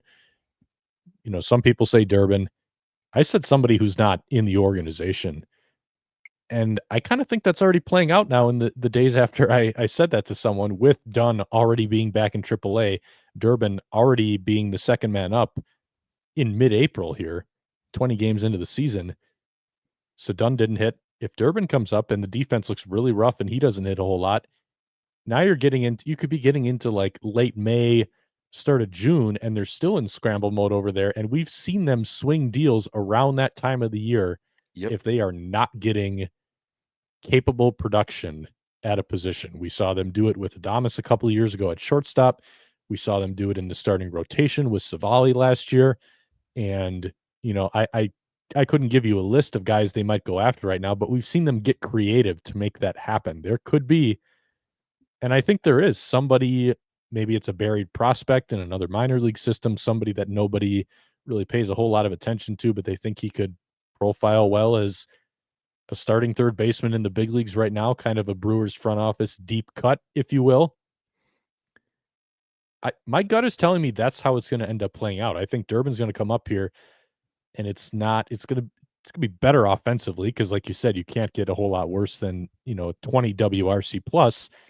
But if Durbin comes up here and it's like a 75, maybe 80 WRC plus with bad defense at third base, I think they're gonna get something done. They're gonna Yeah. realize that that's not gonna play, and I think by the time we get to June, I think there's a very good chance they bring somebody else in, and that's the guy who plays third base for the rest of the year. I really think that's a possibility. Yeah, I agree. I have been having similar thoughts recently. I think just even along the lines of Capra, like you don't have one good third baseman currently, and hopefully Durbin is good enough to at least, bring positive value and hold his own. And if he does, I think they probably do just stick with him. I think if he's bringing at least a little bit of positive value, they're not going to at least be going out there and searching super hard for a third baseman. But if the right deal falls in their laps, they're never going to turn anything down. But if, like you said, if he comes up and it's a well below average bat and the defense is bad, the answer is not Monasterio. And at that point, it's pretty clear that the answer is not any of the other three options that they've already tried. I don't see any way they figure it out without going outside the organization. And for that reason, I think that's what ends up happening. I agree with you. I think that's, in the end, the person who plays the most innings at third base is somebody that is not in the Brewers organization right now. And we talked about some like deep cut options. I haven't looked at Ronnie Mauricio. I know that was the one I liked the most when we brought that up in the offseason. Somebody had brought that up as a question and threw him out there. I haven't looked at him at all this year. But like along those lines, somebody who, again, is either kind of buried or maybe a little bit of a post-hype prospect type. I think that's what you'd be looking at. Or, there's an early team that has a decent veteran third baseman who just clearly is not going to compete. Maybe the Brewers take a 1 year, expiring deal on somebody like that, a vet that they know can at least help out this season while they try and figure out the long-term plans there. But yeah, I think there's a pretty good chance whoever the third baseman is come September is not somebody that's currently a Brewer at all. Couple more questions that we got from listeners this week that we'll take really quickly here before the minor league sandbox. Eric with a popular question asking, where's Craig Yoho? He asks, what does Craig Yoho have to do to crack the major league bullpen? Is he first up if there's an injury? Seems like everybody is in agreement that he's among the Brewers' best arms. He's 25 years old, yet he remains in the minors. So obviously there's been a lot of conversation about why he's not up here. I agree that he'd be one of the Brewers' best arms if he was in the big leagues right now. I think more than anything, the reason why he's not in the big leagues is he's not on the 40-man roster. The 40-man roster is full, and I'm not sure the Brewers are at a point yet where they feel they really need him. I know the overall bullpen numbers are rough. I know Yoel Payamps has been really, really bad, and he's a big part of this conversation. But it's still very early. I think there's something to be said for they don't want to lose any depth pieces any sooner than they have to. I think that's a very real part of this. At the same time, I do think you could slide Ashby to the 60-day if you really needed to open a 40-man spot. But either way, if Yoho's coming up and replacing someone, he's almost certainly replacing Payamps. Yeah. Payamps, since that additional, I don't even want to say it was that rough because it was such a short outing. But since that outing in Arizona, he hasn't pitched. I mean, Pat Murphy has used Grant Anderson in 2 out of 3 games, the first of which in which he threw over 30 pitches, almost 40 pitches, and then he did a back-to-back night to day. So he's going that way, but trying to fill the would-be Payamps innings over using Payamps in anything resembling a somewhat close game right now. And I don't really blame him for that either, if that's what's going on.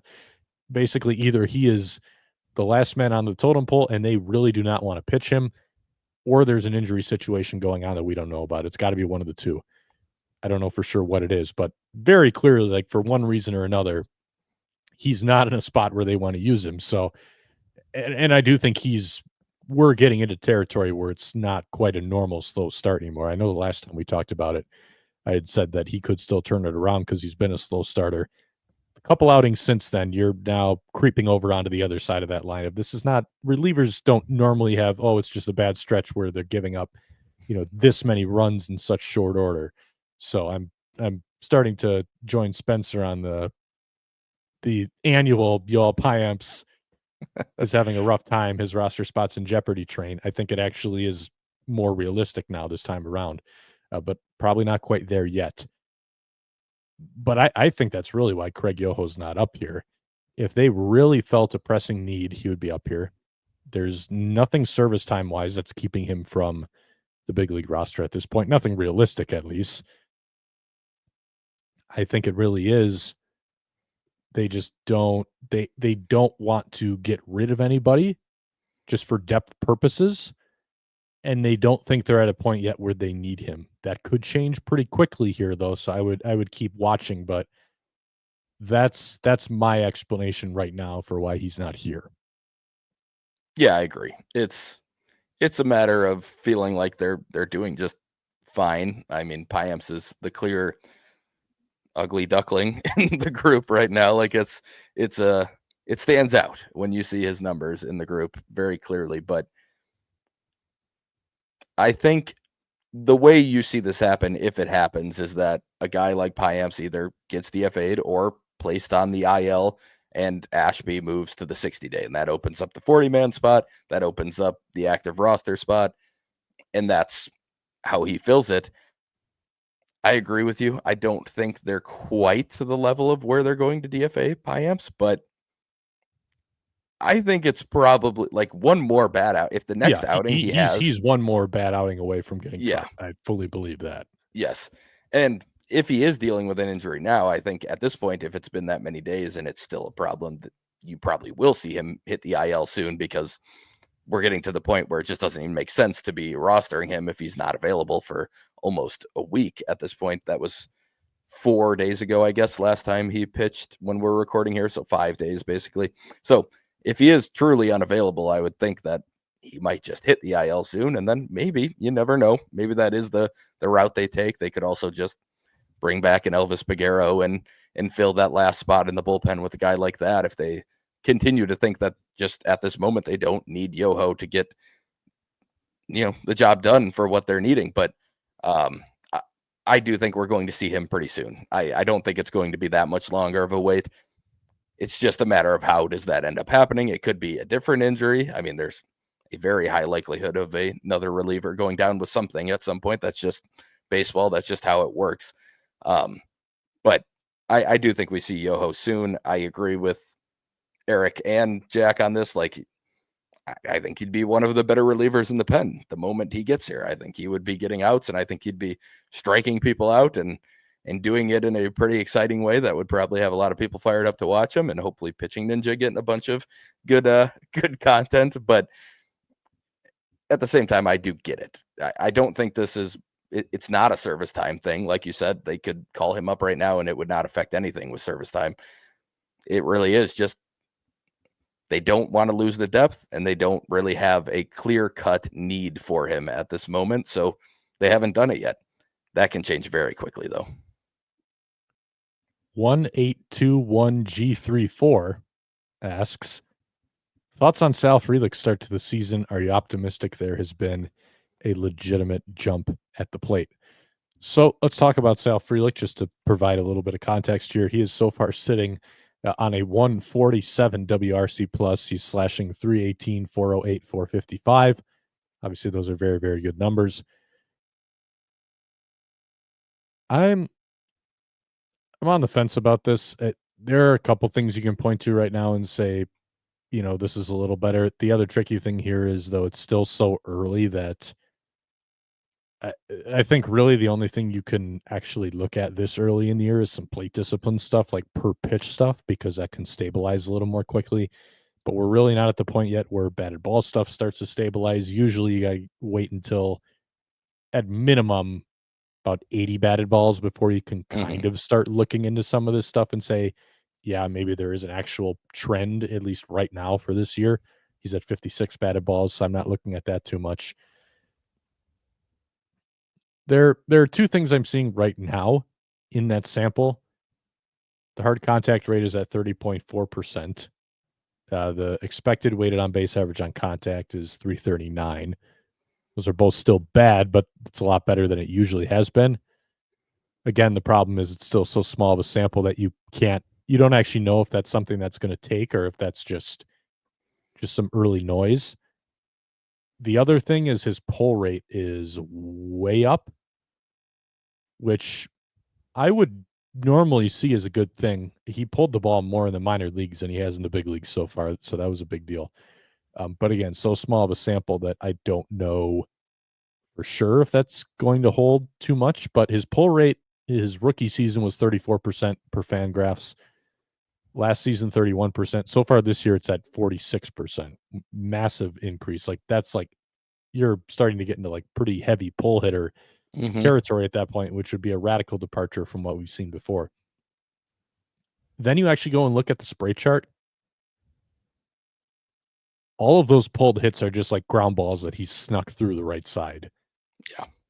So I actually think what's happening here a little bit is pulling the ball is benefiting him right now because teams play him either straight up or shaded towards the opposite field. And I went through and I watched some of these videos of these ground balls that he's poking through. Most of the time, those ground balls are squeaking through because the second baseman is shaded towards the bag, and then that ball just kind of slides through there. So the problem is, if this is really all that the improvement is, just that he's pounding some ground balls to the right side, well, guess what? The report's going to change. Teams are going to position him differently, and then it's not going to hold up very well. Probably a little bit closer for him to get to like a league average slash line with where he's at right now, even if you account for fewer of those ground balls getting through. But I don't know.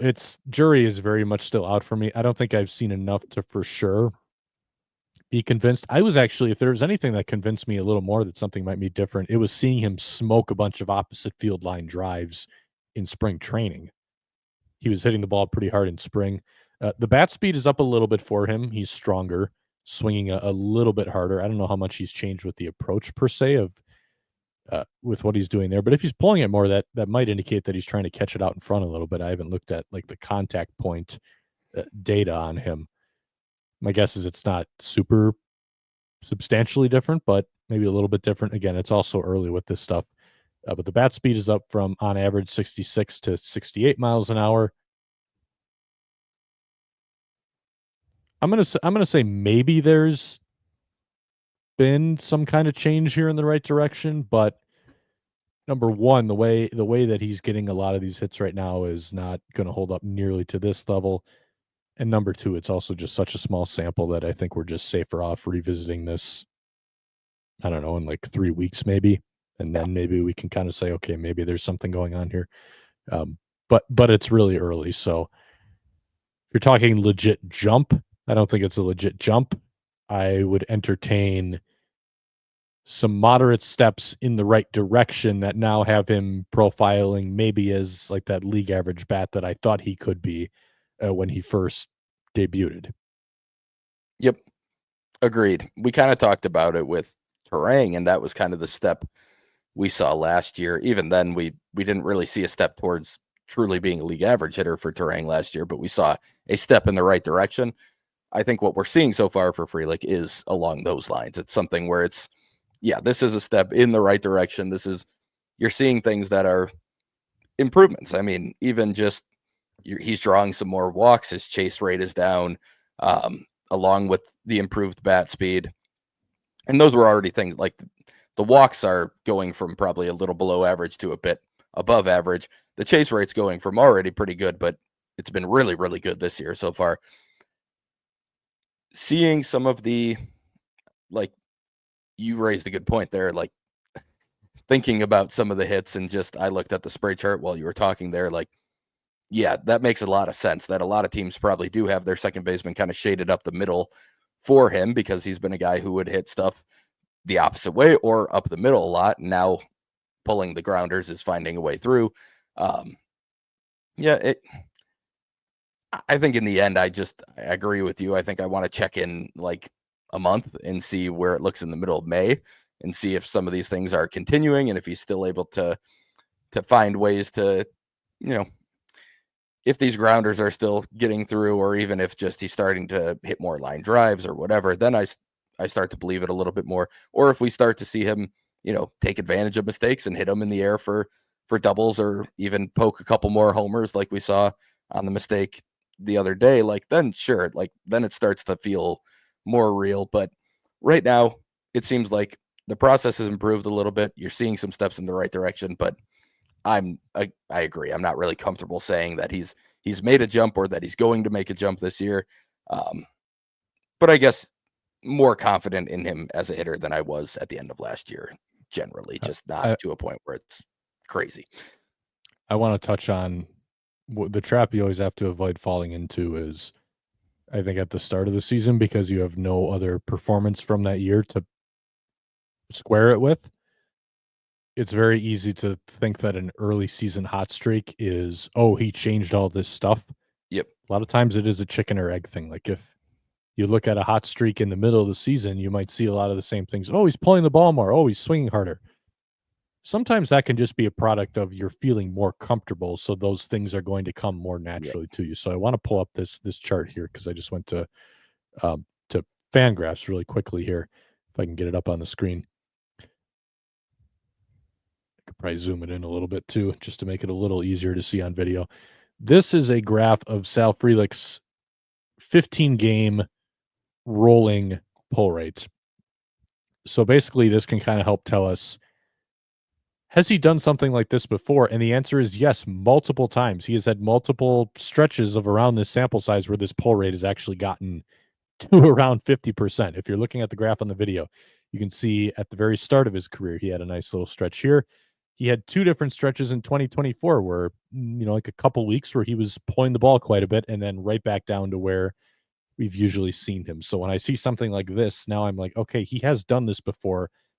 And in the past, it's always proven to be, well, it's just kind of like a little run he got on for, a couple weeks here. And then it didn't mean there were any actual real changes to Sal Frelick as a hitter. So these are the kind of things that you got to just keep in mind right now, this early in the season. It could very well just be another one of these kind of little flashes, but nothing has actually changed, and we're going to see things trend right back to where they've usually been. So that's kind of where I'm at right now.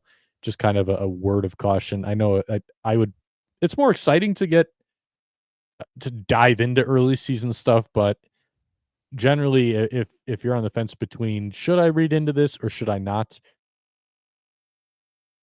and it's not like a physical mechanics change, if it's something physical that you can see with your eyes, like Bryce Terang changing his stance, Hmm. Nick Mears changing his delivery, like I wrote about, like those are things that you can latch onto those immediately and be like, hey, he's not talk about necessarily acting like there's sustained results coming, but you can at least kind of circle that and say, oh, but here's what he's thinking, here's what he's trying to do. Now let's watch if it continues. If you're just looking at numbers like this and you see something and you're on the fence between should I read into this or should I not, the safe answer and the correct answer is almost always don't. Just kind of table it for now and put a pin in it and come back to it in a few weeks and see if that's still the case. So that's kind of my word of caution on this stuff, but would be a boost to the Brewers if Sal Frelick is closer to a league average hitter than he's been so far. I do think there's been more in the tank than what he's shown so far, so I think I can at least say that. Yep, agreed. Final question comes from Ben, who asks, who, if anyone, should the Brewers extend next? Bryce Terang, Freddie Peralta round 2. Any further suggestions here? I've got some thoughts. It's actually kind of a short list for me. My guess is we've probably got one name on our list that we can agree on, but I'll let you go first. So I will say this. I guess if they feel that the Terang change is legitimate at the plate, I could absolutely hear them out on extending Bryce Terang, because we talked about it last episode.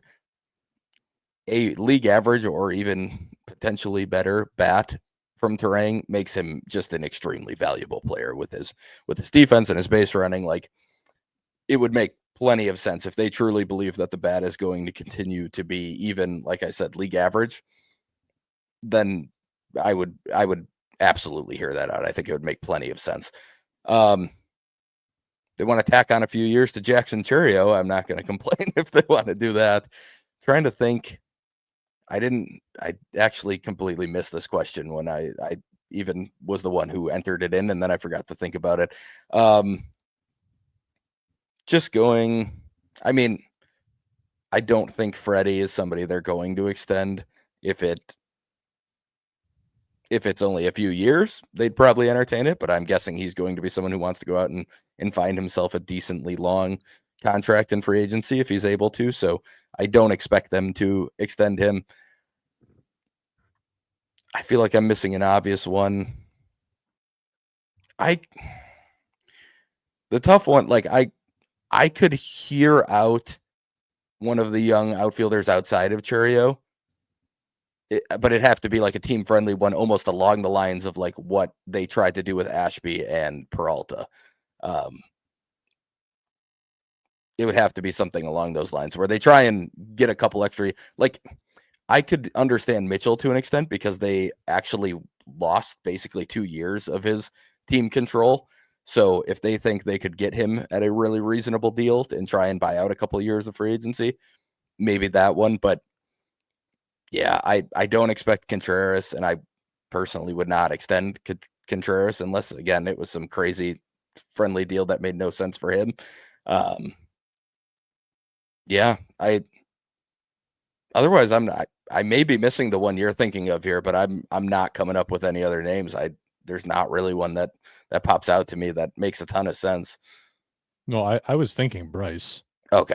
I think he's the only big leaguer who actually makes some sense as an extension candidate, and that's if the offense is actually starting to take a sustained jump. If not, then I don't think it makes nearly as much sense either. But yeah, I think he's the only big league guy who actually I could see making some sense. I don't think there's anybody else with the big league team right now. After that, you're dipping into prospects who you're trying to lock up once they get up here. So obviously with the Churio thing, I'm sure people are going to want to talk about, do you do the same thing with Jesus Mate when he gets up here? But that's still a ways off yet, so I don't think that's a conversation we need to be having right now. I could potentially see, and it's too early to talk about this one too, I think, but like in a world where Ernesto Martinez comes up and he's looking pretty good early on, maybe that's a guy who you just look at the raw tools and the amount of growth he's had the last couple of years, and like the amount of growth that's still left in the tank with how gifted of an athlete he is. Maybe that's someone you say, hey, let's just try to lock this guy up, and do we add like an extra year or two of team control? Maybe. I think there's a couple things that still have to trend in the right direction for that to happen. Even like if I'm really trying to stretch it and think outside the box a little more, that's one that Yeah. crosses my mind. But yeah, people like to talk so much about these extensions. I don't actually think the Brewers have that many guys who would make a whole lot of sense right now. No. No. And even Ernesto's already 25, will be 26 this year. So like Yeah, at that true. point, you're adding on team control into the mid 30s. And is that even really worth it? Who knows? Somebody Yeah. that big, I feel like may not age super well as he gets into that time frame, just with all the moving parts he has in his swing too. So like, yeah, even when you go to the minor league side, I think the candidates on the minor league side are all guys that still have a lot of development left, like Made and other low A type guys, or even just a ball in general. Those are the types that maybe they would consider as they get closer. But yeah, I agree with you. I don't think there's too many candidates. I do think Terang is the one that stands out the most, though. It's kind of a good transition then if we're talking about projecting some minor league players, we can go into the minor league sandbox. Absolutely. And we just mentioned Jesus Mate, and we're going to kick things off with him. Just want to be clear, a bunch of games happened tonight. I did not include any of the stats from tonight in these numbers. So if you're listening on Friday, they may look a little different than what I'm reading off, but generally, just looking at some recent trends, and obviously all of it's small sample size anyway, but Jesus Mate, who last time we recorded had only played in 2 games. He was dealing with an ankle injury and a little bit of a hamstring thing. He's been healthy for the last week. 25 plate appearances. He had a 1320 OPS with 3 doubles, a triple, and his first full season ball homer, an opposite field homer. All 3 doubles were to left center as well. So showing off quite a bit of pop to the opposite field. Not to, again, make the comparison that I always want to make, but that is exactly how Jackson Churio started in low A. There was a lot of extra base hits to the opposite field. Obviously, his were to right, Mate to left, but still good to see. He also had the triple. That one was hit to right center. He's also 3 of 3 on stolen bases and only 5 strikeouts with 4 walks. So showing all of the abilities that kind of made him so noteworthy in the DSL last year.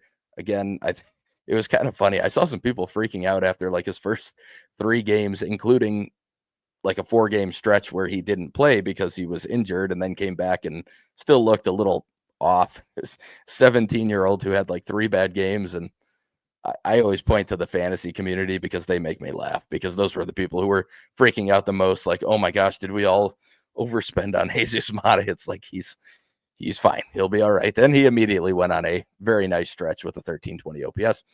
A nice little stretch to see from Brock Wilken, 22 plate appearances. He had a 1233 OPS, a double, 2 homers, 7 walks, also 7 strikeouts, which about a third of his at-bats or plate appearances ending in a strikeout isn't great. Not what you're looking for there, but very nice to see some power, including a 110-mile-per-hour homer.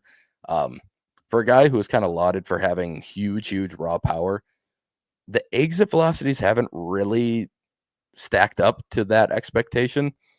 So seeing him go out there and actually hit 110, which that's a legitimate poke. Like that, anytime you break that 110 mark, that's a big time exit velo, especially on a homer. Yeah, that ended up being a 2-homer game. The other one not hit quite as hard, but still pretty nice poke in its own right. But yeah, nice little stretch for him. Hopefully we continue to see the strikeouts cut down a little bit. He is at almost, for his season, I believe over half of his plate appearances have ended in a walk or a hit by pitch or a strikeout. So I'd like to see him be a little more aggressive. I think he's kind of been in the too patient, almost to the point where it's passive. Especially seeing him hit the ball hard, like, yeah, go attack. You're hitting the ball pretty well when you're swinging. So that'll be interesting to follow. He has also looked very good at third base. I have to say, he has made some very impressive plays over there. The arm is very strong. It's probably one of the best infield arms in the system. So that's been really good to see. If the bat can come along, maybe he ends up being the third baseman of the future in a year or two, but don't think that will be anything that matters for the big league team this year, but still nice to see a nice little stretch from him. Marco Dingus, one of my favorite picks from last year that maybe doesn't get talked about a ton. One, he's been catching. He's been beat up a little bit. He got hit on the wrist in their first game of the season. Actually had he got taken to the hospital from the field. Luckily, no break, just a very bad bruise. He only missed a few games, and then he was back in there catching again. Then he ended up tweaking something on a double that he hit, came out of a game, missed another game or two. So on the whole, before tonight, he only had 24 plate appearances, but he had an 1100 OPS. He had 4 doubles, 3 walks to 2 strikeouts, and a guy who hadn't really caught for a couple of years. And this actually got clarified to me by a family member of his. He actually had only caught 2 baseball seasons in his entire life prior to being drafted by the Brewers. He had caught his senior year of high school and then 1 year at a community college. So he had never caught in his life before his senior year of high school. Having known that, I would say he is developing very quickly behind the plate. The arm, pretty solid. The receiving is, unsurprisingly not super consistent, but you can see the flashes. He's a very, very good athlete back there for a guy who's played outfield, been a DH, played some first.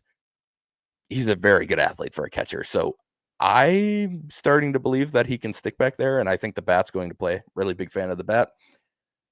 Another recent draft pick, Cooper Pratt, hit his second homer of the season, 409-foot homer, 103 off the bat.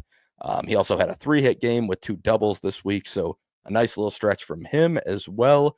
He's looked pretty good at shortstop. Did have a pretty rough error the other night, but again, it is bound to happen once in a while. Defensively, in general, he's looked very good. Him and Eric Brown Jr. turned a very fun double play the other day. Brown Jr. going up the middle, fields a tough hop, and then flips it behind his back to Pratt, who made a really nice turn to first on a play that I didn't think they had any chance of turning 2 on. So he looks good. The arm's very good. And he's performing well in a very tough hitters league at the AA level. The Southern League is not a good offensive environment. So he's off to a good start there. Ernesto Martinez just keeps hitting, including a 111 mile per hour exit velo, 435-foot homer this week. The in-zone contact rates are actually getting better as the season is progressing. He's actually looked solid against lefties so far, which is not something he's done super well with in the past. So guy just keeps developing, and it's interesting when you look at his path.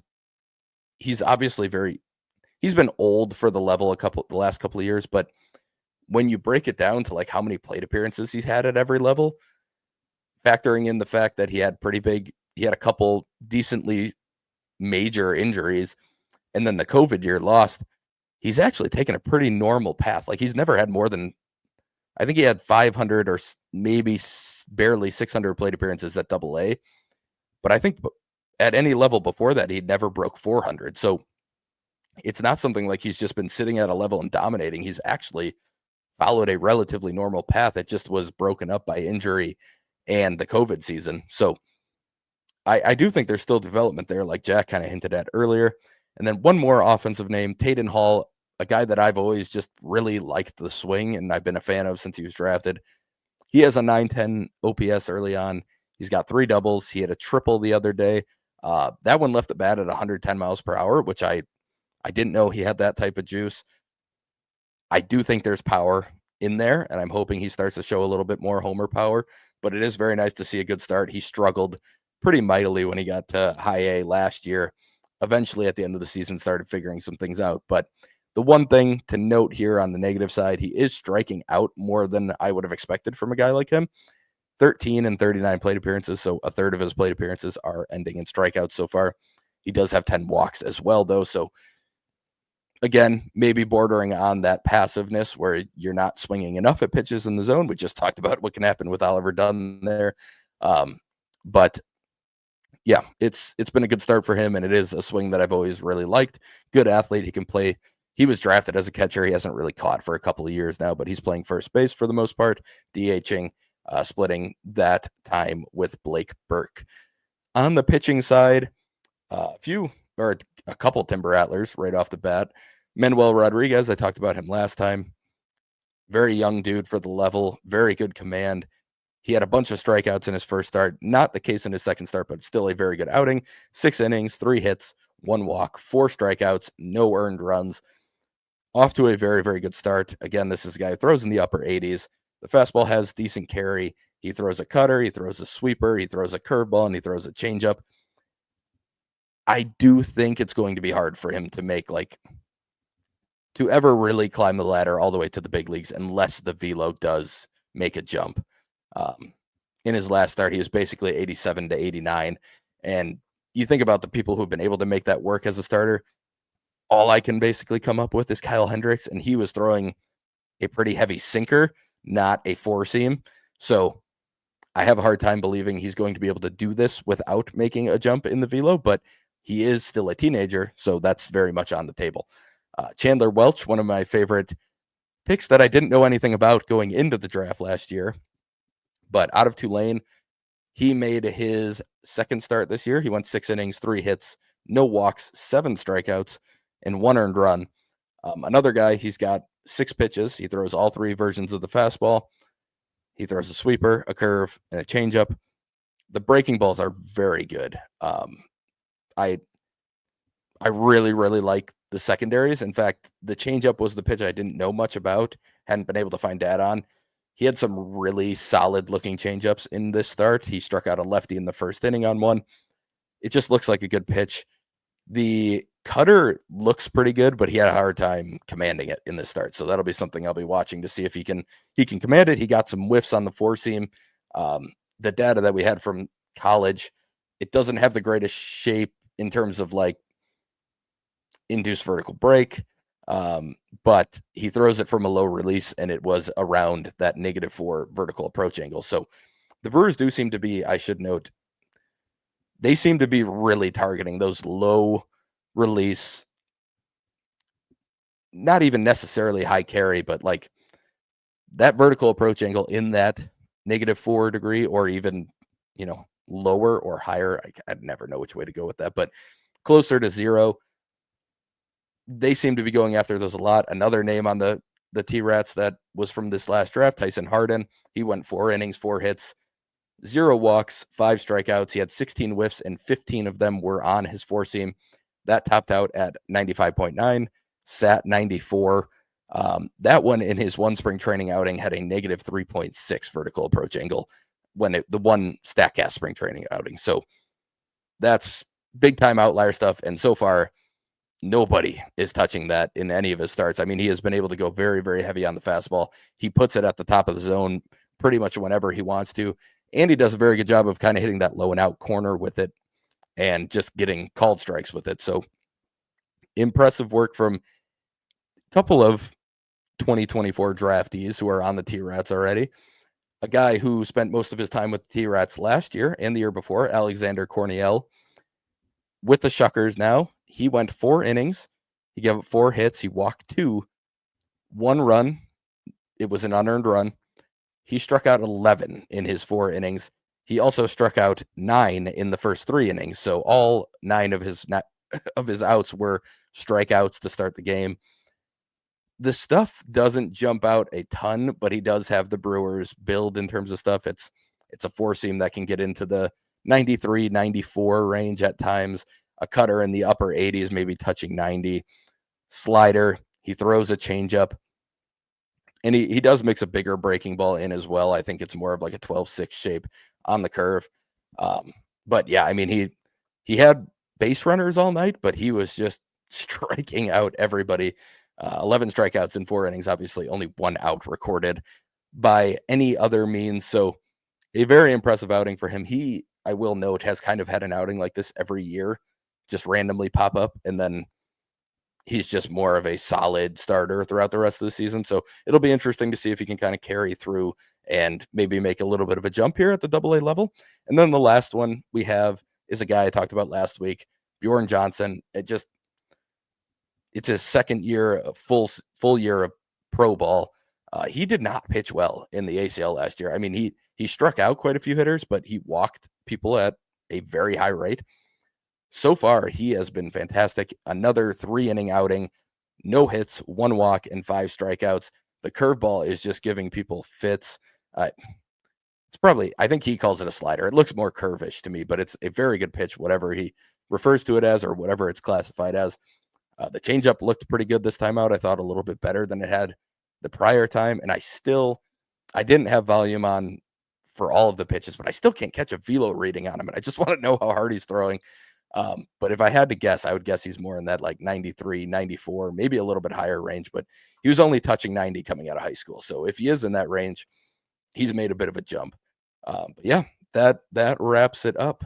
Like Jack said, I didn't have quite as many as last week, but still got to talk for like 10 minutes about some minor leaguers. So yeah, it's been a really good start. And the Mudcats are the first team below AAA to get to 10 wins as of tonight. So they are not only a very talented team, they're also winning a lot, which makes it even more fun to watch them. So if you have, I should note this, I've never said this, but like if you have MLB TV at all, you can watch minor league games. That comes with it. That's part of the package. So if you have MLB TV, you can check it out if you're interested at all. Honestly, if you're watching any, like I would turn on a Mudcats game. You are going to watch a top prospect for the Brewers any night, even if one of them's hurt, even if somebody's not playing. There's going to be like 2 or 3 guys who are probably top 10-ish prospects in the system, in the lineup every single night. So definitely check that out. Baseball America had their podcast come out the other day, and they ranked them as the most watchable minor league team in all of minor league baseball. So I think it would be, if you've got it, if you already have a way to watch it, I would tune in for sure. Sounds like a good advertisement to end on this week. That'll do it for this week's edition of the Brewer Fanatic podcast. We'll be back same time next week to recap all of the action and any new storylines or sources of analysis that develop then. Thank you all for listening.